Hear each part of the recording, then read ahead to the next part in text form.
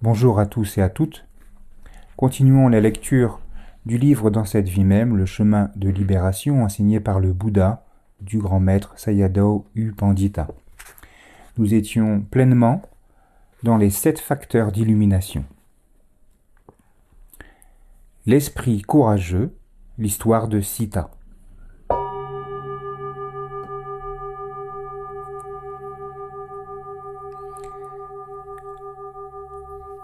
La manifestation de l'effort, c'est la hardiesse, la bravoure et le courage.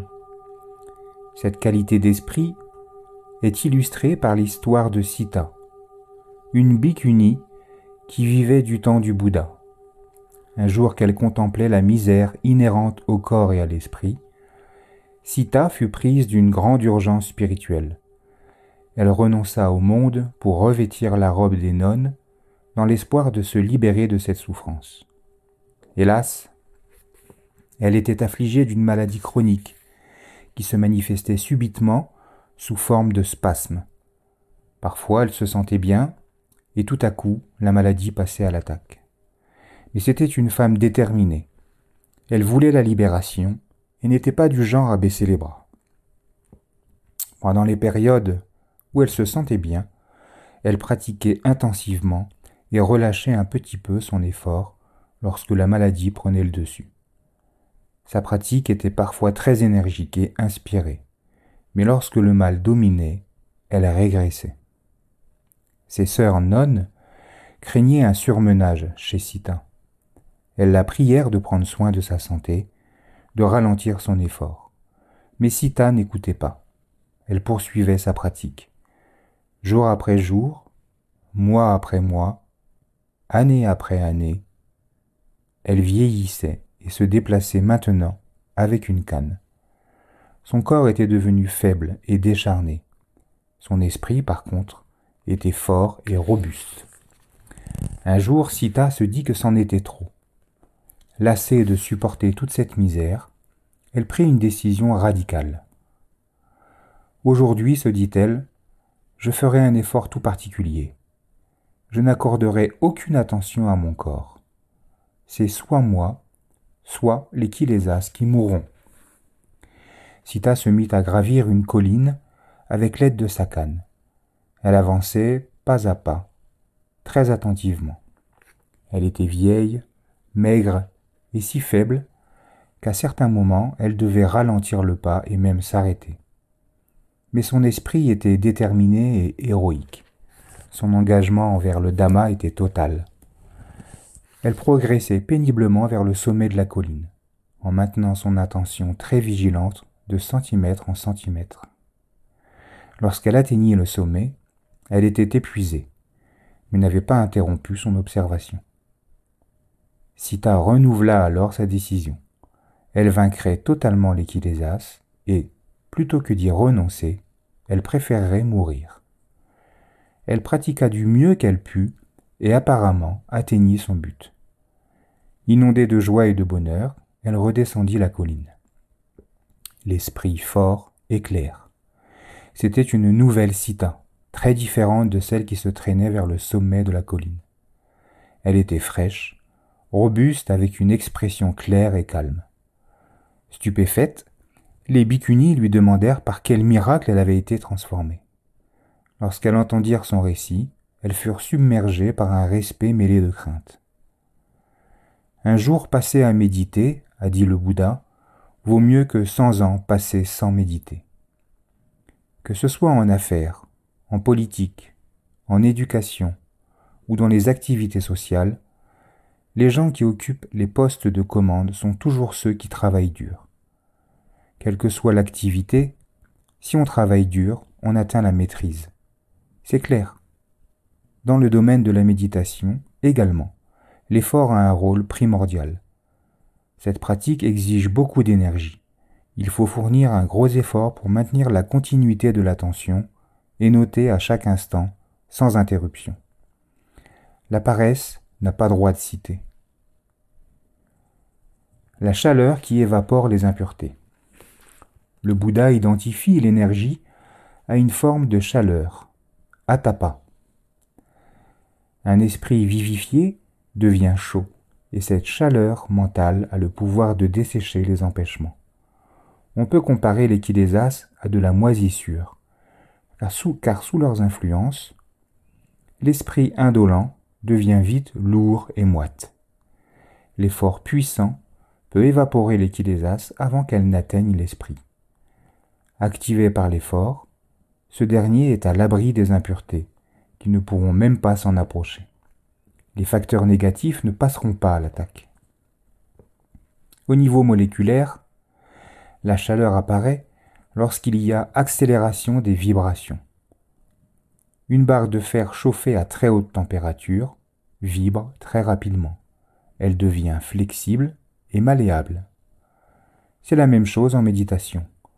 Lorsque l'effort est puissant, l'accélération des vibrations dans l'esprit se traduit par l'agilité.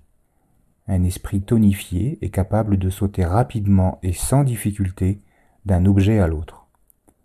Lorsqu'il entre en contact avec des phénomènes, il les réchauffe, dissipe l'illusion de solidité et dévoile leur dissolution.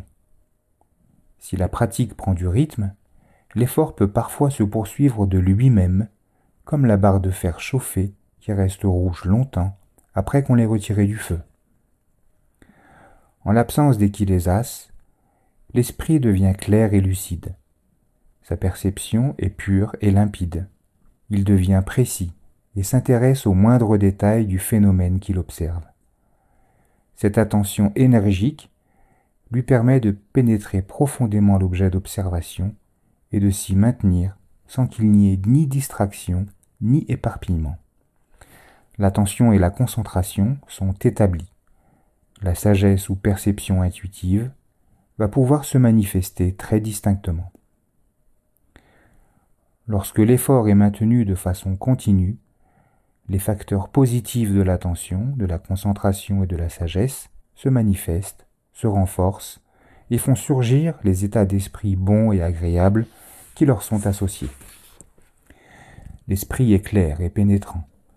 Il commence à réaliser la véritable nature des choses à des niveaux plus profonds.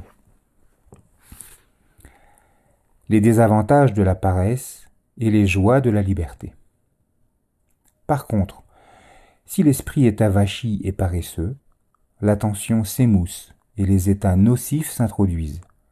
Votre effort se relâche et vous devenez petit à petit indifférent à ce qui se passe, que ce soit positif ou négatif.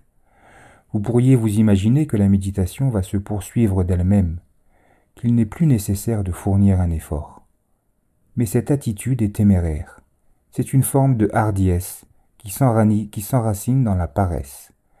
Elle peut vous miner et ralentir vos progrès. Votre esprit devient lourd et moite. Il est peu à peu envahi par des tendances négatives et nuisibles, comparables à la moisissure qui se développe sur une couverture de cheval abandonnée à la pluie. C'est en général vers les plaisirs sensuels que les kilésas vont pousser l'esprit. Ceci est particulièrement vrai pour raga, l'avidité, qui est un aspect du désir. Lorsque l'effort courageux fait défaut, raga domine. Le méditant n'arrive pas à s'extraire des plaisirs sensuels. Mais s'il instille de l'effort dans son esprit, il pourra se dégager de l'emprise de cette énergie négative et acquérera la légèreté d'une fusée qui aurait réussi à entrer en apesanteur dans l'espace. Délesté du poids du désir et de l'aversion, l'esprit expérimente maintenant la joie et le calme, ainsi que d'autres états positifs et agréables. Pour connaître ce bonheur, il faut obligatoirement passer par le feu de l'effort. Vous avez peut-être déjà fait l'expérience de cette liberté. N'y a-t-il pas eu un jour des odeurs de pâtisserie dans l'air alors que vous méditiez ? Une appétissante odeur vous caressait les narines.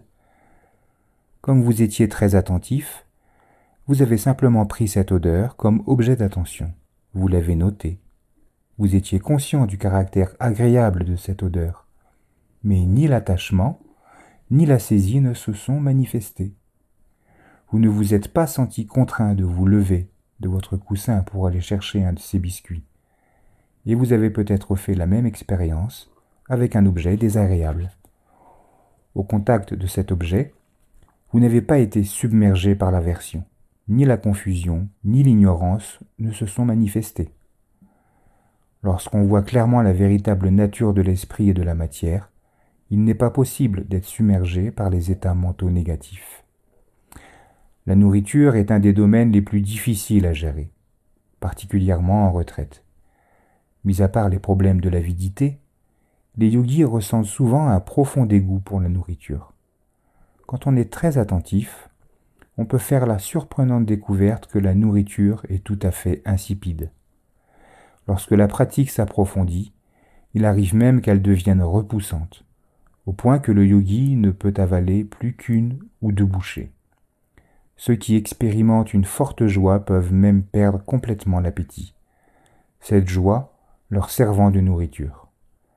Ces deux types de yogis devraient cependant essayer de surmonter cette réaction initiale et s'efforcer délibérément de manger en quantité suffisante pour garder leur énergie. Un corps insuffisamment nourri perd de sa force et de sa vigueur, ce qui va finalement miner la pratique. Il ne suffit pas de rêver aux bénéfices de Viriya, il faut faire un effort délibéré pour les acquérir, sans quoi on sera qualifié de Kusita, ce qui veut dire celui qui se repaît du dégoût. Dans la société, on méprise ceux qui ne travaillent pas pour subvenir à leurs propres besoins ou à ceux de leur famille. On les taxe de paresseux et de toutes sortes d'autres injures. Le mot Kusita désigne très précisément les personnes qui font l'objet d'injures. C'est la même chose en méditation. L'énergie sera parfois indispensable. On pourra traiter de dégonfler le yogi qui ne fait pas l'effort d'affronter les difficultés et qui bat en retraite. Il ou elle n'a pas de courage. Il ou elle n'a aucune hardiesse, aucune bravoure. Le paresseux vit dans la misère et la souffrance. Il est méprisé par les autres. Et de plus, il est très réceptif aux kilésas. Son esprit sera assailli par les trois sortes de pensées fausses. Les pensées de désir, les pensées de destruction et les pensées de cruauté, ce qui est en soi oppressant, douloureux et désagréable. La somnolence et la torpeur, autres facteurs mentaux négatifs, guettent également le paresseux. De plus, s'il n'y a pas d'énergie, il sera parfois difficile de maintenir les préceptes moraux intacts. Le paresseux les transgresse à ses dépens. Il perd la joie et le bénéfice d'une moralité pure. La paresse mine la méditation en profondeur. Elle vole au yogi sa chance de voir la véritable nature des choses et d'atteindre des niveaux spirituels élevés. C'est ce qui explique les paroles du Bouddha. Le paresseux se prive de beaucoup de bienfaits. La continuité. Pour que l'effort devienne un facteur d'illumination, il faut qu'il ait la caractéristique de continuité. L'énergie ne pourra donc ni affaiblir, ni faiblir, ni stagner. Elle devra continuellement s'intensifier. Si l'effort est maintenu sans interruption, les pensées fausses ne pourront pas pénétrer l'esprit. Cet apport continu d'énergie rend également impossible l'apparition de la paresse et de la torpeur. Le yogi a l'impression d'être installé dans la pratique. Sa moralité, sa concentration et sa sagesse se sont stabilisées. Il expérimente le bénéfice de son effort, clarté et luminosité de l'esprit, énergie, vivacité, vigueur. Mais il faut avoir remporté une victoire significative dans la méditation pour vraiment comprendre ce qu'est le bénéfice de l'effort. Imaginons par exemple quelqu'un qui observerait de façon pénétrante des sensations extrêmement désagréables. Il ne réagit pas, il ne se sent pas oppressé, c'est un succès de l'esprit qui va amener un grand sentiment de satisfaction et d'héroïsme. Le yogi se rend compte que si son esprit n'a pas succombé à la difficulté, s'il l'a dépassée, s'il en a été victorieux, c'est parce qu'il a fourni l'effort. L'attention sage est la cause pour l'énergie. Les explications du Bouddha à propos de l'énergie, ou effort, sont assez brèves. L'attention sage est la cause pour l'énergie. Considérez sagement dans quelle mesure on est déterminé à faire face, à surgir aux 3 types d'efforts. Les différents types d'énergie pour s'extraire du champ des kilésas. L'effort de décollage, l'effort libérateur et l'effort persistant sont les 3 types d'énergie dont parle le Bouddha. L'effort de décollage est nécessaire au début d'une période de méditation, surtout s'il s'agit d'une retraite. L'esprit est dérouté et peut parfois se languir des bonnes choses auxquelles il a renoncé. Pour vous aider à démarrer, vous allez réfléchir aux bénéfices qu'apporte cette pratique. Et ensuite, vous commencez à faire l'effort d'être attentif. Au début, les objets d'attention sont très peu nombreux. On demande aux méditants d'observer l'objet primaire et de ne s'occuper des autres objets que s'ils deviennent distrayants. C'est le premier type d'effort, l'effort de décollage. Très simple, mais fondamental. On peut le comparer à l'énergie dépensée par la fusée au moment où elle s'arrache du sol. Vous savez maintenir votre attention fixée sur l'objet primaire pendant un certain temps. Mais votre pratique n'est pas encore régularisée. Il y aura parfois les empêchements, parfois les sensations douloureuses, parfois la somnolence. Vous avez l'impression d'être une pauvre victime de la douleur, de l'impatience, de l'avidité, de la somnolence et du doute. Ces difficultés vont subitement se présenter alors que vous êtes calmement et confortablement occupé à observer l'objet primaire. Vous vous découragez et votre esprit se laisse envahir par la paresse. L'énergie du décollage n'est plus suffisante. Vous devez maintenant fournir un effort tout particulier pour faire face aux douleurs et à la somnolence, pour surmonter les empêchements. Le deuxième type d'énergie, l'énergie libératrice, est celle qui pousse la fusée dans l'atmosphère. Il sera peut-être nécessaire à ce stade de chercher l'encouragement du professeur. Vous pouvez aussi réfléchir par vous-même aux bénéfices qu'amène cette énergie libératrice.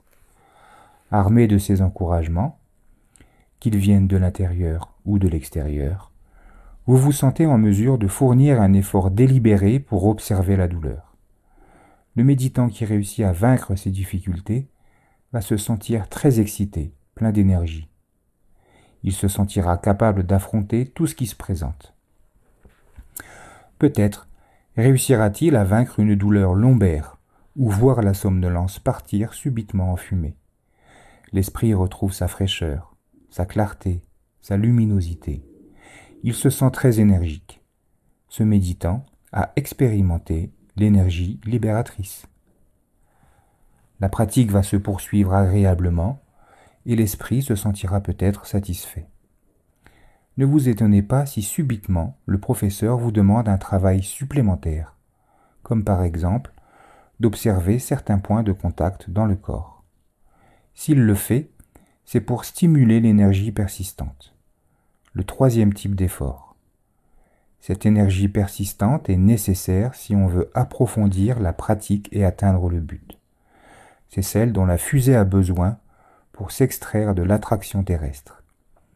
L'énergie persistante va vous permettre de voyager à travers tous les stades de connaissance vipassana. On a tendance à oublier qu'à moins d'avoir atteint des niveaux très profonds dans la pratique, le bonheur temporaire qu'on expérimente en cours de retraite disparaît lorsqu'on retourne à la vie ordinaire. Ceci devrait vous faire réfléchir.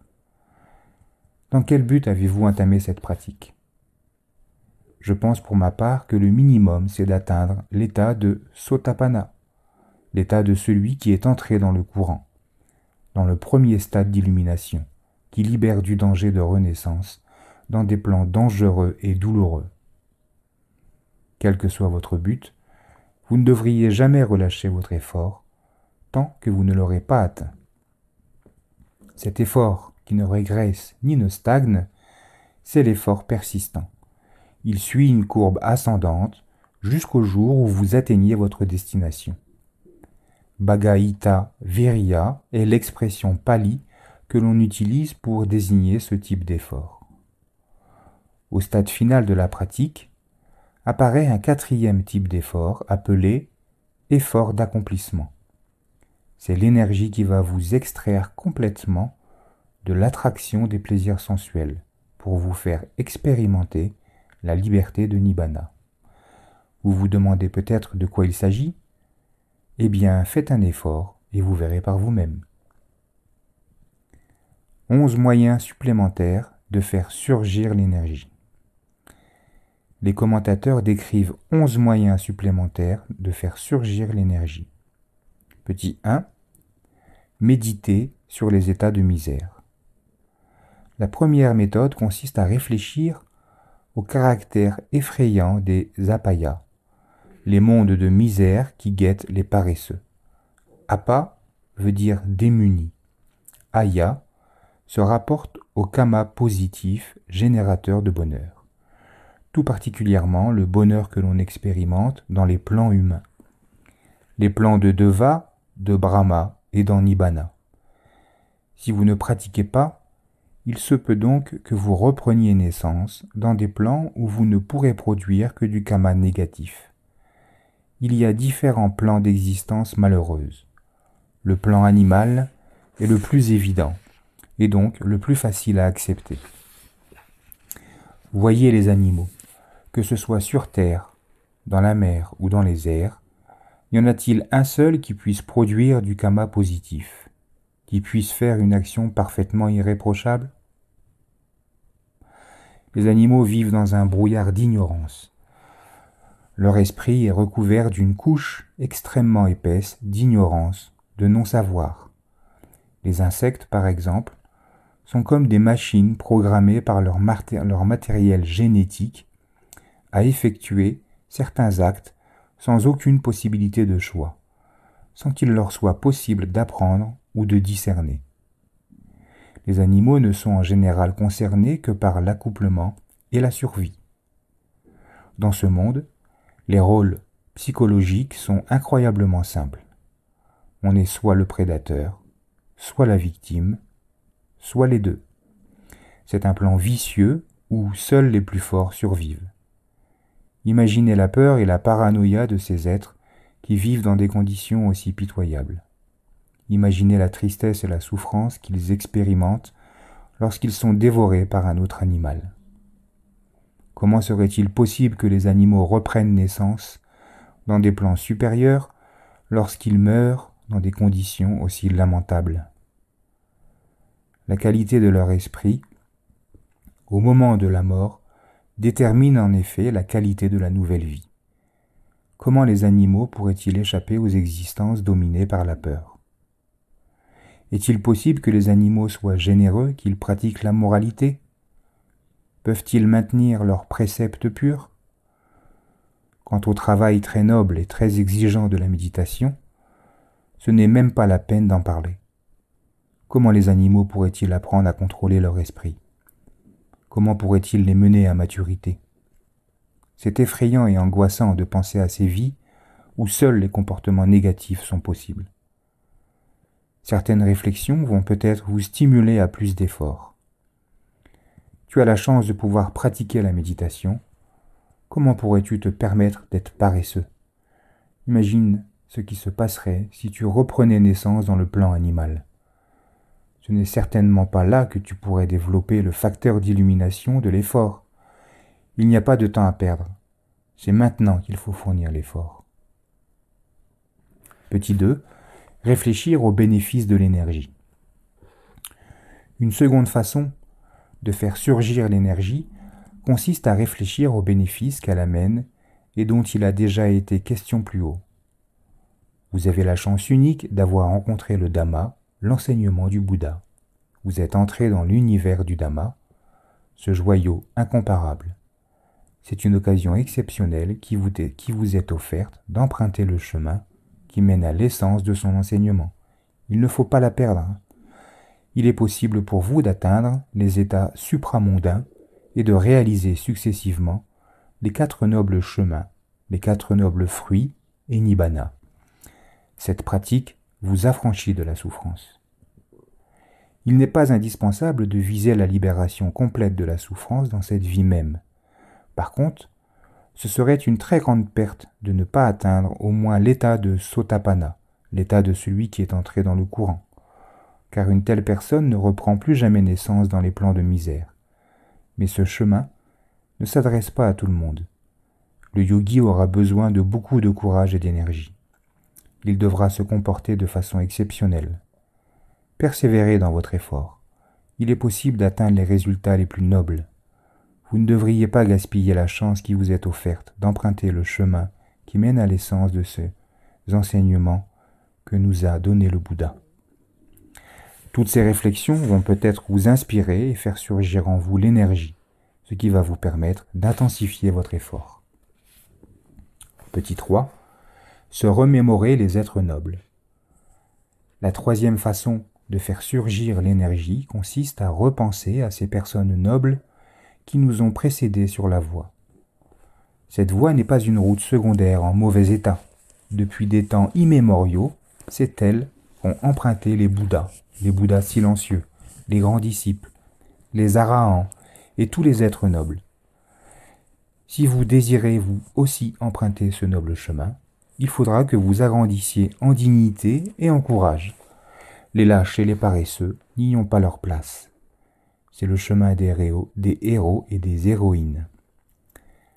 Nos prédécesseurs n'étaient pas une bande d'inadaptés qui auraient renoncé au monde pour échapper aux dettes et aux problèmes émotionnels. Les Bouddhas et les êtres nobles étaient bien souvent des gens riches, issus de bonnes familles. S'ils avaient vécu en tant que laïcs, ils auraient certainement eu beaucoup de satisfaction dans la vie. Mais ils ont réalisé la vanité de la vie mondaine et ont eu l'intuition qu'au-delà des plaisirs sensuels ordinaires, il y avait une possibilité de bonheur et de réalisation supérieure. Il y a également eu beaucoup d'hommes et de femmes d'origine modeste, opprimés par la société ou par leur gouvernement, des gens qui ne jouissaient pas d'une bonne santé et qui ont fait des choix radicaux, déraciner complètement la souffrance, plutôt que de faire des compromis mondains ou se venger du mal qui leur a été fait. Ces gens ont rejoint leurs homologues plus nantis sur le chemin de la libération. Le Bouddha a dit que la vraie noblesse vient de la pureté intérieure. Elle ne dépend pas de l'origine sociale. Les Bouddhas et les grands disciples avaient tous un sens très noble de la recherche et la volonté d'atteindre un bonheur supérieur. C'est pourquoi ils ont quitté leur famille et se sont mis en route sur le chemin qui mène à Nibbana. Ce noble chemin ne s'adresse ni aux capricieux, ni aux pusillanimes. Vous allez donc penser à ces gens. Des êtres exceptionnels ont emprunté ce chemin. Je dois essayer de me hisser à leur niveau. Je ne peux pas me permettre d'être négligent. Je vais avancer sans crainte, du mieux que je peux. J'ai la chance d'appartenir à cette grande famille, celle des gens nobles qui ont cheminé sur cette voie. Je devrais me féliciter d'avoir cette chance. Les gens qui ont emprunté ce chemin étaient des êtres humains comme moi, et ils ont atteint différents stades d'illumination. Je peux donc y arriver, moi aussi. En réfléchissant ainsi, vous allez intensifier votre effort, et vous atteindrez Nibbana, votre but. Petit 4. Appréciez le soutien matériel qui est offert. Une quatrième façon de faire surgir l'effort consiste à se montrer respectueux et reconnaissant pour toute l'aide qui est offerte, comme par exemple la nourriture sans laquelle la vie de renoncement ne serait pas possible. Les moines et les nonnes doivent faire preuve de respect à l'égard des dons, non seulement au moment où ils les reçoivent, mais à chaque instant. Ils doivent garder en mémoire que s'ils peuvent poursuivre leur pratique, c'est grâce à la générosité des autres. Les méditants laïcs dépendent également des autres à beaucoup d'égards. Des parents ou amis vous aideront peut-être à participer à des retraites intensives, soit financièrement, soit en prenant en charge la gestion de vos affaires. Et même si vous financez vous-même votre retraite, beaucoup de choses vous seront offertes pour vous soutenir dans votre effort. Les bâtiments qui vous abritent sont en bon état. Il y a l'eau et l'électricité. Les repas sont préparés par des volontaires et tous vos besoins sont pris en charge. Vous devriez avoir un profond respect et un sentiment de gratitude envers ces gens qui ne vous doivent rien et qui vous rendent service de bon cœur et avec beaucoup de générosité. Vous pourriez vous dire par exemple, je vais faire de mon mieux pour mériter la générosité de ces gens. C'est une façon de réciproquer la bienveillance qu'ils vous ont témoignée. Puisse leur effort ne pas être vain. Lorsque je ferai usage de ce qu'ils m'ont donné, je serai pleinement attentif afin d'éroder les kilésas jusqu'à ce qu'elles aient complètement disparu. Leur acte méritoire aura ainsi porté ses fruits. Le Bouddha a rédigé un code de discipline qui règle la vie des bhikkhus et des bhikkhunis, les moines et les nonnes. Ils étaient notamment autorisés à recevoir ce qui leur était offert par les bienfaiteurs laïcs. Le but n'était pas de leur donner la permission de vivre dans le luxe, mais plutôt de leur permettre d'utiliser librement ces biens pour se maintenir en bonne santé et bénéficier ainsi des conditions optimales pour se débarrasser des kilésas. Leur survie étant assurée, ils pouvaient se dédier entièrement à la pratique du triple entraînement de Sila, de Samadhi et de Panna, dans le but d'atteindre finalement la libération de toute souffrance. Il est bon de réaliser que c'est par l'effort diligent qu'on répond le mieux à la générosité des bienfaiteurs. Si on considère les choses de cette façon, l'attention énergique va devenir une expression de gratitude pour toute l'aide qu'on a reçue au cours de la pratique. Petit 5. Un noble héritage. La cinquième façon de faire surgir l'énergie consiste à réfléchir au noble héritage qui est le nôtre. Les personnes nobles nous lèguent 7 qualités immatérielles. La foi, ou sada, la moralité, ou sila, la honte et la crainte morale, iri et otapa, dont il sera question au dernier chapitre intitulé Kalesh pour Nibbana, la connaissance du Dhamma, la générosité. On peut être généreux soit en abandonnant les kilésas, soit en abandonnant ses biens au profit des autres. Et finalement, la sagesse qui concerne les différents stades de connaissance vipassana et qui culmine par la réalisation de Nibbana. Cet héritage a ceci d'extraordinaire, qu'il échappe à l'impermanence car ces 7 qualités sont immatérielles. Ceci le différencie de l'héritage que vous laissent vos parents à leur mort, qui est matériel et donc sujet à la perte, à la détérioration et à la dissolution. Il se peut même qu'on le ressente comme très insatisfaisant à beaucoup d'égards, qu'on le dilapide très vite. Certains ne verront aucune utilité à ces nouvelles possessions. En revanche, l'héritage d'une personne noble est toujours bénéfique. Il protège et ennoblit.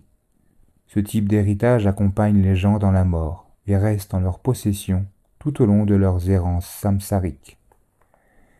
Il arrive parfois que les parents déshéritent leurs enfants lorsqu'ils se montrent indisciplinés ou rebelles. La même chose peut se produire dans le monde du Dhamma.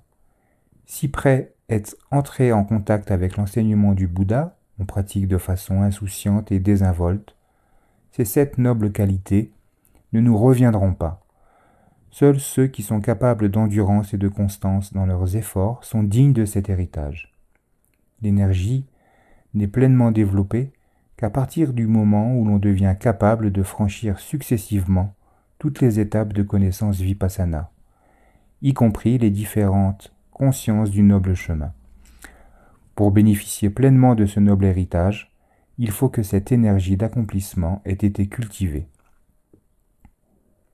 Si vous continuez à développer l'effort dans votre pratique, ces qualités vous seront définitivement acquises. À réfléchir ainsi, vous serez peut-être encouragé à pratiquer avec plus d'ardeur. Petit 6. Se remémorer la grandeur du Bouddha. Une 6e façon de développer l'énergie constante consiste à méditer sur la grandeur et les capacités de celui qui a découvert et enseigné le chemin de la libération. La grandeur du Bouddha a souvent été attesté par la terre-mère qui trembla à 7 reprises au cours de sa vie. Une première fois au moment où le Bodhisatta, en sanskrit Bodhisattva, le futur Bouddha, fut conçu pour la dernière fois dans une matrice maternelle. La terre bougea également lorsque le prince Siddhartha quitta son palais pour embrasser la vie de reclus. Lorsqu'il atteignit l'illumination suprême, une 4e fois au moment où le Bouddha fit son premier sermon, une 5e fois lorsqu'il réussit à vaincre ses opposants, une 6e fois lorsqu'il revint du plan céleste de Tavatsima, où il s'était rendu pour donner à sa mère un enseignement sur l'Abhidhamma. Sa mère avait repris naissance dans ce plan, lorsque le Bouddha atteignit le Parinibbana au moment de sa mort physique, et qu'il quitta définitivement l'existence conditionnée. La terre trembla pour la 7e fois. Pensez à l'immense compassion du Bouddha, à la profondeur de sa sagesse.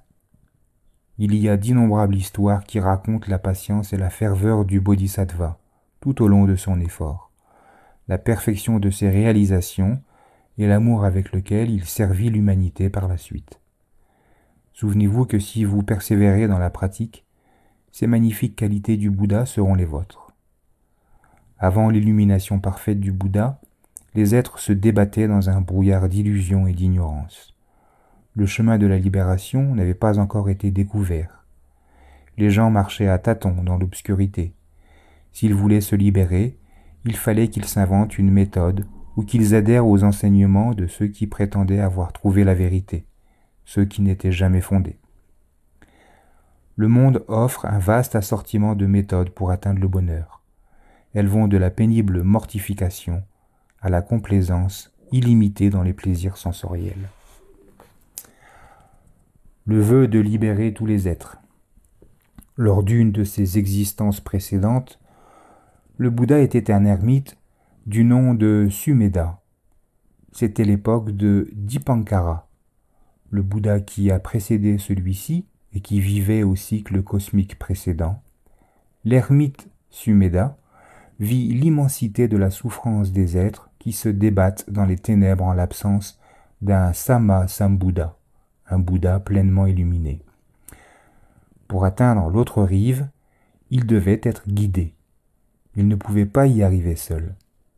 Cette vision amena l'ermite à renoncer à sa propre illumination alors qu'il avait toutes les chances de l'atteindre dans cette existence.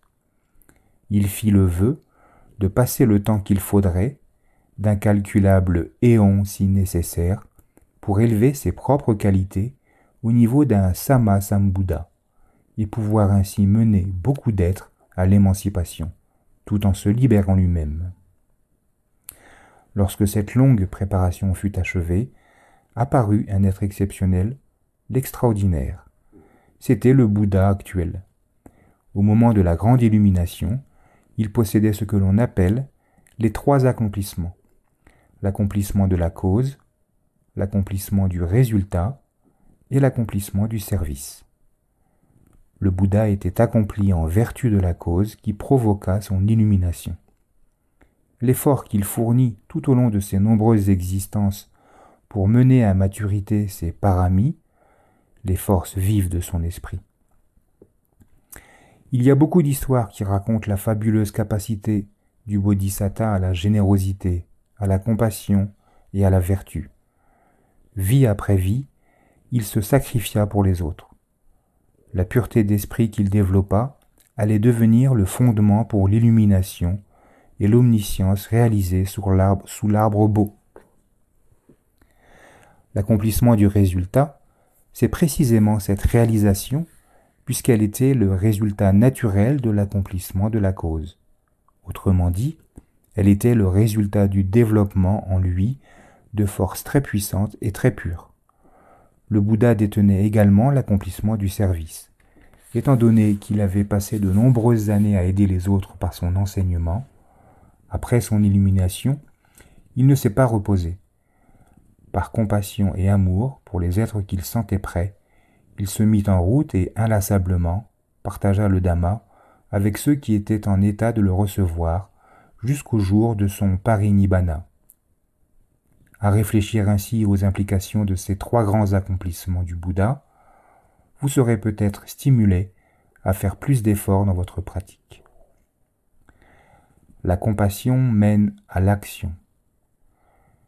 C'est par compassion que le Bodhisatta Sumedha renonça à sa propre illumination pour faire l'incroyable effort de devenir un Bouddha. C'était sa seule motivation. Lorsqu'il dirigea son regard extrêmement compatissant vers l'humanité et qu'il vit l'immensité de la souffrance des êtres lorsqu'ils sont mal guidés, il fut ému et fit le vœu d'accumuler suffisamment de sagesse pour les guider aussi parfaitement que possible. La compassion doit mener à l'action, et pour que cette action porte des fruits, il faudra la sagesse. La sagesse permet de faire la différence entre le bon et le mauvais chemin. Si vous avez de la compassion et que vous manquez de sagesse, vous pourriez faire plus de tort que de bien. D'autre part, si vous êtes très sage, voire illuminé, mais que vous manquez de compassion, vous ne lèverez même pas le petit doigt pour aider les autres. Le Bouddha était parfaitement accompli sur ces 2 plans, sagesse et compassion. C'est sa grande commisération pour la souffrance des êtres qui permit au Bodhisatta d'endurer patiemment son errance dans le samsara. Aux injures et insultes, il répondait avec calme et constante. Il est dit que l'immense compassion du Bouddha dépasse de loin tout l'amour que les mères de cette planète éprouvent pour leurs enfants. Les mères ont un grand pouvoir de pardon. Ce n'est pas facile d'élever des enfants. Ils peuvent parfois se montrer très cruels et infliger des souffrances émotionnelles et physiques à leur mère. Mais celles-ci sont en général toujours prêtes à leur pardonner, même si la blessure est profonde. Chez le Bouddha, la capacité du pardon était illimitée. C'était une des manifestations de sa grande compassion. Le Bodhisatta reprit un jour naissance sous forme de singe. Il se balançait d'arbre en arbre dans la forêt, quand subitement, il remarqua un brahmane au fond d'une crevasse. Voyant ce pauvre homme sans défense, le singe fut rempli de compassion. Ce sentiment était très puissant puisque le Bodhisatta avait déjà passé plusieurs expériences et plusieurs existences à cultiver ce parami, entre parenthèses, ou vertu. Le Bodhisatta qui s'apprêtait à descendre dans la crevasse pour sauver le brahmane se demanda s'il aurait la force de l'en extraire. La sagesse se manifesta en lui. Il décida de tester ses capacités sur un tronc qui se trouvait à proximité. L'ayant soupesé, il constata qu'il était parfaitement capable de sauver l'homme. Il descendit donc dans la crevasse et réussit à en extraire le prisonnier. Il tomba du sol épuisé, ayant dû faire un double effort, celui de tester ses capacités sur l'arbre et celui de porter le brahmane. Loin d'être reconnaissant, celui-ci ramassa une pierre qu'il lança à la tête du singe, espérant faire de lui son souper. Revenu de son évanouissement, le singe réalisa qu'il était proche de la mort, mais il ne se mit pas en colère. Sa capacité au pardon était en effet arrivée à maturité. Il se contenta de dire au brahmane « Est-ce juste de me tuer alors que je t'ai sauvé la vie ?» Le Bodhisatta réalisa alors que le brahmane s'était perdu et qu'il ne serait pas capable de retrouver son chemin tout seul. La compassion du singe était sans limite. Serrant les dents, il refusa de mourir tant qu'il n'aurait pas guidé le brahmane à travers la forêt. Ses blessures saignaient abondamment et laissaient une traînée sur le sol. Il guida le brahmane et lorsque ce dernier fut hors de danger, expira. Si le futur Bouddha fit preuve de tant de compassion et de sagesse alors qu'il n'était qu'un singe, vous pouvez imaginer l'ampleur de ses paramis lorsqu'il réalisa l'illumination. La pleine illumination. Après d'innombrables existences en tant que Bodhisatta, c'est dans le plan humain que le futur Bouddha reprit naissance pour la dernière fois. Ses paramis étaient parfaitement développés et il se mit en quête du chemin de la libération. Il dut faire plusieurs tentatives avant de découvrir le noble chemin qui allait lui permettre de réaliser en profondeur l'impermanence, l'insatisfaction et l'insubstantialité de tous les phénomènes conditionnés. Approfondissant sa pratique, il passa successivement par tous les stades d'illumination pour finalement devenir un arahan complètement purifié de toute trace d'avidité, de haine et d'ignorance. En même temps que d'autres connaissances propres au Bouddha, l'omniscience qu'il s'était efforcé de cultiver s'éleva en lui. Elle permet à un Bouddha de voir apparaître spontanément dans son esprit la réponse à ses questions par le simple fait de se la poser. Ayant réalisé l'illumination, le Bouddha détenait dorénavant l'accomplissement en vertu du fruit du résultat, pour reprendre l'expression complète. C'est parce que certaines causes et préalables avaient été cultivées et menées à maturité au cours de l'existence précédente que cet accomplissement a pu se produire. Il était devenu un Bouddha parfaitement illuminé, mais n'en oublia pas pour autant le vœu qu'il avait fait des éons auparavant lorsqu'il était l'ermite Sumedha. S'il avait travaillé si dur et si longtemps, c'était uniquement dans le but d'aider les êtres à traverser l'océan de souffrance. Maintenant qu'il était devenu un Bouddha parfaitement illuminé, vous pouvez imaginer à quel point la puissance et l'efficacité de sa compassion et de sa sagesse s'étaient amplifiées. Prenant appui sur ces deux qualités, il commença à enseigner le Dhamma et le fit pendant 45 ans jusqu'à sa mort. Il ne dormait que 2 heures par nuit, consacrant le reste de son temps à servir le Dhamma, à aider les autres d'une façon ou d'une autre pour qu'ils puissent eux aussi être heureux et en paix. Arrivé au terme de sa vie, sur son lit de mort, il donnait encore des instructions à Subhada, un reclus d'une autre secte, qui fut le dernier de ses nombreux disciples à réaliser l'illumination. Ce dernier accomplissement découle naturellement des 2 précédents. Son appellation complète est « accomplissement de prise en charge du bonheur des autres ». Le Bouddha était devenu parfaitement illuminé et donc entièrement libre de kilésas. Pourquoi alors resta-t-il dans le monde? Qu'est-ce qui le poussait à se mêler aux gens? Il faut comprendre que son but était de soulager les êtres de leur souffrance, en leur indiquant le juste chemin. Il témoignait par là de la plus pure compassion et de la sagesse la plus profonde. L'extrême sagesse du Bouddha lui permettait de faire la différence entre ce qui est bénéfique et ce qui est nuisible. Comment pourrait-on aider si on n'est pas capable de faire cette distinction cruciale? Mais sans compassion, on sera indifférent au sort des autres, même si on a de la sagesse et qu'on sait ce qui mène au bonheur et ce qui mène à la misère. C'est ce sentiment très concret de compassion qui amena le Bouddha à s'occuper des autres en les encourageant à éviter les actions nuisibles, génératrices de malheur et de souffrance. Et c'est la sagesse qui lui donna le discernement, la précision et l'efficacité dans ses recommandations. La combinaison de ces 2 vertus, compassion et sagesse, en fit un professeur inégalé. Le Bouddha n'était pas animé par des motivations égoïstes, comme les honneurs, la réputation ou le succès de foule. Il ne fréquentait pas la société en homme du monde, mais dans le seul but d'indiquer la voie juste pour que chacun puisse atteindre l'illumination en fonction de ses capacités. Il était animé d'une grande compassion. Lorsqu'il avait terminé ses enseignements, le Bouddha se retirait dans une partie isolée de la forêt. Il ne se mélangeait pas à la foule. Il ne restait pas là à badiner librement comme une personne ordinaire. Il n'exhibait pas ses élèves en disant par exemple « Voici mon disciple, le riche marchand un tel, et ici le grand professeur un tel. » Ce n'est pas facile de vivre en solitaire, de mener une vie de reclus.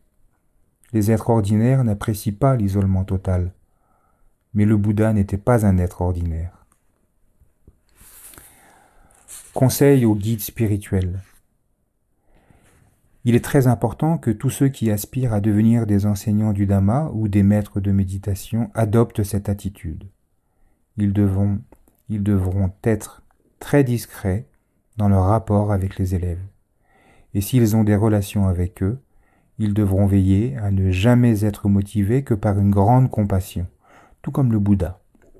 Il est dangereux d'être trop familier et trop proche de ceux que l'on aide.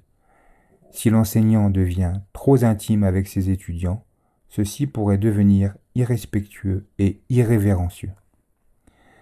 Lorsqu'ils partagent le Dhamma avec d'autres, les maîtres de méditation devraient prendre exemple sur le Bouddha pour ce qui est de leur motivation. Un enseignant du Dhamma ne doit pas se contenter de la popularité ou du succès. Il doit s'efforcer d'agir dans un esprit de bienveillance authentique, rendre service aux étudiants en leur présentant une technique qui va leur permettre d'apprendre à se contrôler physiquement, verbalement et mentalement, dans le but de trouver la paix et le bonheur véritable. Les professeurs doivent inlassablement tester leur propre motivation à cet égard. On m'a un jour demandé quelle était la façon la plus efficace d'enseigner la méditation. La première chose à faire, ai-je répondu, c'est d'atteindre soi-même une certaine habileté dans la pratique. Il faut ensuite acquérir une solide connaissance des Écritures. Après cela, on veille à ne jamais être motivé que par une compassion et un amour sincères. Un enseignement qui s'appuie sur ces trois conditions portera certainement des fruits. Dans la société, il arrive que par les effets inattendus du hasard ou du karma, les gens jouissent d'une bonne réputation, du succès ou des honneurs. Mais ils ne détiennent pas nécessairement l'accomplissement de la cause, comme c'était le cas du Bouddha. Ceci veut dire qu'ils n'ont peut-être pas dû faire beaucoup d'efforts pour arriver au succès et à cette notoriété. Ces choses leur sont venues par hasard. Ces personnes seront souvent critiquées. Comment est-ce possible ?